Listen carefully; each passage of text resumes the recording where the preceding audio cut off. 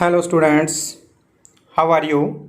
In continuation of chapter Moving Charges and Magnetism, today we will discuss ampere circuital law. Charges and magnetism जो है उसके continuation में आज ampere circuital law जो है वो हम डिस्कस करेंगे।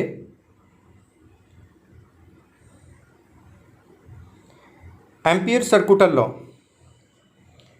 इससे पहले अगर हम फर्स्ट चैप्टर इलेक्ट्रोस्टैटिक्स जो है उसको रिकॉल करें तो उसके अंदर हमने कूलॉम्स लॉ पढ़ा था, और कूलॉम्स लॉ जो है उसका अल्टरनेटिव फॉर्म जो था वो क्या था, गाउसेस लॉ था। Like that, in this chapter we studied about Biot-Savart's law, and the Ampere's circuital law is the alternative form of Biot-Savart's law. Ampere circuital law जो है उससे भी हम क्या करते हैं, मैग्नेटिक फील्ड जो है फाइंड करने के लिए उसको यूज करते हैं। अब है कि एम्पियर सर्कुटल लॉ जो है ये क्या है। It states that line integral of the magnetic field B around any closed path in vacuum is equal to mu naught times the total current enclosed threading by the closed path. Line integral का मतलब क्या है, हम first chapter गाउसेज law जो है वहाँ पे हमने लिखा था E vector dot ds vector. ds vector जो लिखा था वहाँ पे वो क्या था, सरफेस इंटीग्रल था। वहीं पे हमने क्या लिया है, एक लाइन एलिमेंट लिया हुआ है, उसके डॉट प्रोडक्ट, किसके साथ dot product, magnetic field. Line element का मैग्नेटिक फील्ड के साथ जो डॉट प्रोडक्ट है उसका integration for entire length of path, it is known as line integral of magnetic field.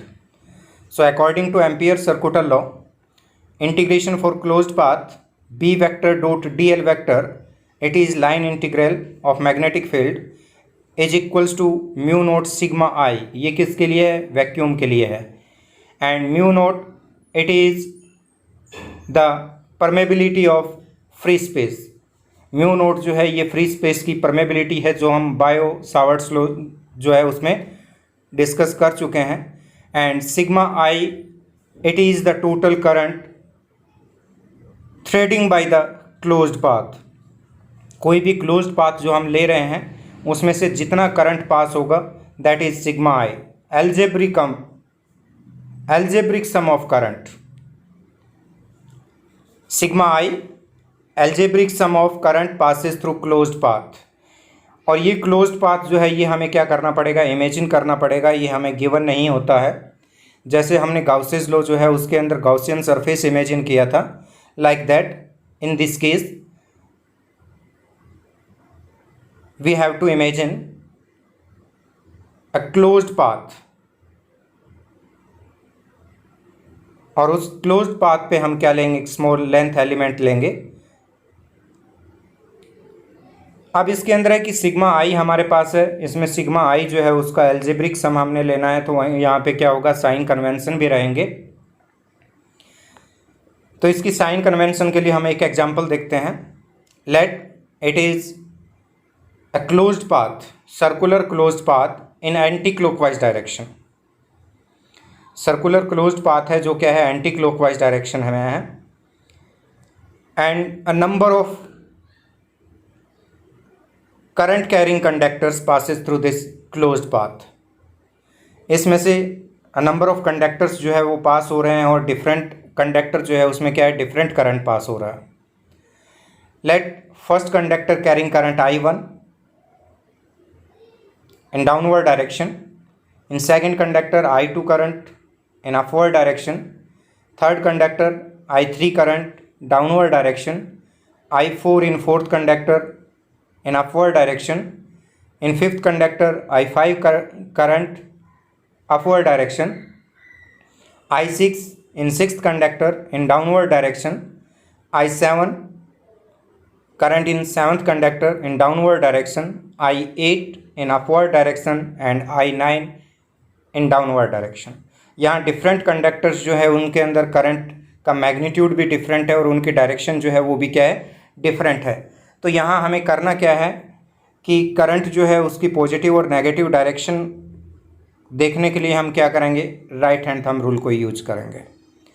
If we turn our fingers in the direction of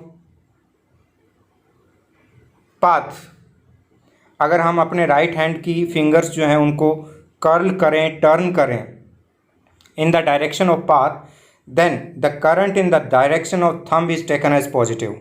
तो thumb की direction में जो करंट रहेगा वो क्या रहेगा, पॉजिटिव रहेगा, और उसके अपोजिट जो डायरेक्शन रहेगी वो क्या रहेगी, नेगेटिव रहेगी। अब अगर हम इस पर right hand thumb rule apply करें, then curvature of fingers in the direction of closed path, anti clockwise अगर हम कर्वेचर को रखें फिंगर्स के, तो थंब हमारा जो है वो क्या रहेगा, अपवर्ड डायरेक्शन में रहेगा। तो अपवर्ड जो भी करंट है वो हम पॉजिटिव लेंगे और डाउनवर्ड करंट जो है वो क्या, नेगेटिव लेंगे, एंड वाइस वर्सा। अगर हमारा पाथ अपोजिट होगा तो ये रूल क्या हो जाएगा, रिवर्स हो जाएगा। तो इस एग्जाम्पल के according,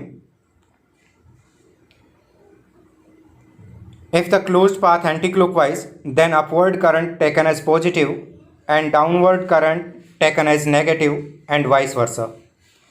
From this diagram we have sigma I equals to minus I1 current downward है तो नेगेटिव होगा, प्लस I2 अपवर्ड है पॉजिटिव होगा, माइनस I3 डाउनवर्ड है नेगेटिव होगा, प्लस I4 अपवर्ड है पॉजिटिव रहेगा, plus I5 minus I6 minus I7 plus I8 plus I9। तो ये हमने क्या लिया, इनके साइन कन्वेंशन ले लिए। अब अगर हम पॉजिटिव और नेगेटिव जो करंट है उनको कंबाइन करें, then we will get sigma I equals to I2 plus I4 plus I5 plus I8 plus I9 minus sum of I1 plus I3 plus I6 and I7। तो ये हमारे पास क्या आएगा, टोटल करंट आएगा sigma I threading by the closed path, जो closed path में से क्या हो रहा है, पास आउट हो रहा है। It is Ampere circular law. Now we will discuss applications of Ampere circular law. Applications of Ampere circular law in this sequence. First application, to find magnetic field due to infinitely long straight thin current carrying conductor। Infinitely long straight thin current carrying conductor जो है उससे हमें क्या करना है, magnetic field calculate करना है। ये हम ऑलरेडी बायो-सावर्ट्स लॉ से कैलकुलेट कर चुके हैं, बट वो डेरिवेशन जो है वो CBSE सिलेबस में कवर नहीं हो रहा है। एम्पियर सर्कुलर लॉ जो है उसमें ये डेरिवेशन हमें करना है। Dear students, consider a straight conductor of infinite length carrying current I। एक स्ट्रेट कंडक्टर जो है उसको कंसिडर करते हैं और वो स्ट्रेट कंडक्टर जो है उसमें कितना करंट फ्लो कर रहा है, I करंट फ्लो कर रहा है। We have to find magnetic field at point P, perpendicular distance A from the wire। Wire से परपेंडिकुलर डिस्टेंस A जो है वहाँ पे एक पॉइंट P है जहाँ पे हमें क्या करना है, मैग्नेटिक फील्ड फाइंड करना है। Due to this current carrying conductor, the magnetic field at point P is perpendicular inward to the plane of paper, perpendicular inward to the plane of paper, और इसको हम किस से रिप्रेजेंट करते हैं, cross से रिप्रेजेंट करते हैं। So B vector at point P is perpendicular inward to the plane of paper. To find magnetic field at point P, imagine a circular closed path. एक सर्कुलर क्लोज्ड पाथ जो है उसको हम क्या करते हैं, इमेजिन करते हैं। And the wire passes through the axis of this circular path. इस सर्कुलर पाथ का एक्सिस जो है वो क्या है, वायर है। मीन्स वायर जो है उसके प्लेन के परपेंडिकुलर सेंटर से पास हो रहा है। The radius of the circular path is equals to A. Take a small length element dl on the circumference of this circular path. Let the path is in anti-clockwise direction. Path जो है उसकी direction क्या है? Anti clockwise है. So direction of dl vector is also perpendicular to the plane of paper inward. dl vector and b vector दोनों की direction जो है वो क्या रहेगी? प्लेन के परपेंडिकुलर इनवर्ड रहेगी. It means b vector parallel to dl vector होंगे और इनके डायरेक्शन जो है वो क्या रहेगी? Perpendicular to the plane of paper inward. The magnetic field at point P due to this straight conductor is B vector and the direction of B vector is perpendicular inward to the plane of paper according to right hand thumb rule. Take a small length element on the circumference of this closed path dl vector and the direction of dl vector is also perpendicular inward to the plane of paper.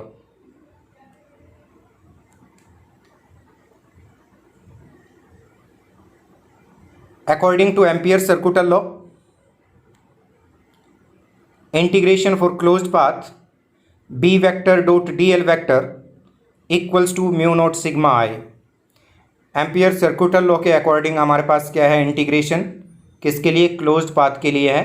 b vector dot dl vector equals to mu naught sigma I. b vector and dl vector both are perpendicular inward to the plane of paper. It means b vector and dl vector are parallel to each other. So theta 0 degree. Integration b dl cos theta equals to mu naught sigma I and b vector and dl vector are parallel, hence theta 0 degree and net current in closed path is I. So b integration dl equals to mu naught I.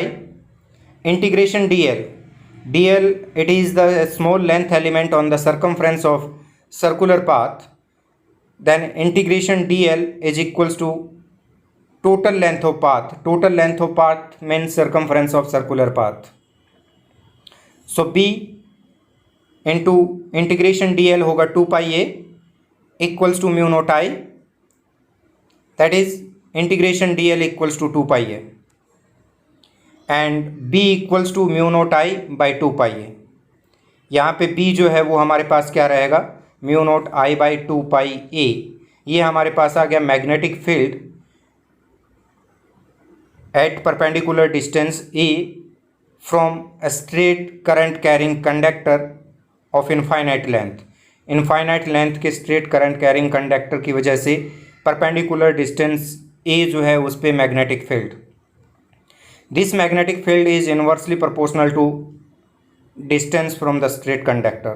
Straight conductor से distance है a, उस distance के ये क्या है? Magnetic field inversely proportional. At perpendicular distance a from a straight current carrying conductor is given by mu naught I by 2 pi a and b is inversely proportional to a. b जो है वो क्या है? Perpendicular distance जो है उसके inversely proportional रहता है. If we plot graph between b and a, अगर हम b एंड a जो है उनके बिटवीन ग्राफ प्लॉट करें तो ये हमारा ग्राफ किस टाइप का आएगा?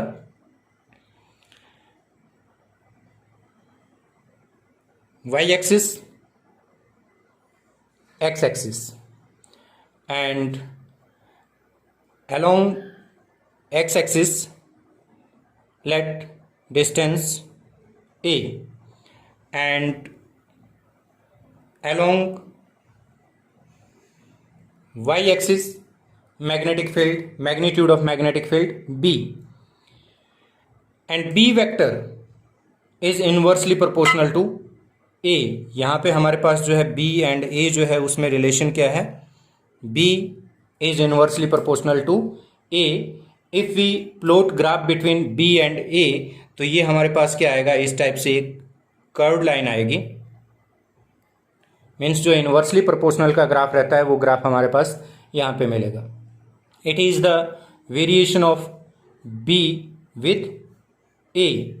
Due to a straight current carrying conductor having infinite.